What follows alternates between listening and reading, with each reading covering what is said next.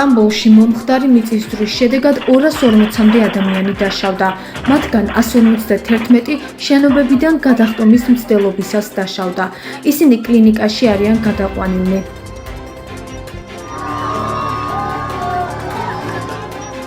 თურქეთის პრეზიდენტი რეჯეფ თაიფ ერდოღანი სტამბოლში მომხდარი ძლიერი მიწისძვრის შემდეგ შეხვდა მოქალაქეებს, რომლებსაც სახლებში დაბრუნების ეშინოდათ და ღამე ქუჩებში გაატარეს. მუნიციპალიტეტების მხრიდან მაცხოვრებლებისთვის კარვები გაიშალა, ასევე ცხელი საკვები და სხვა აუცილებელი საჭიროებები დარიგდა.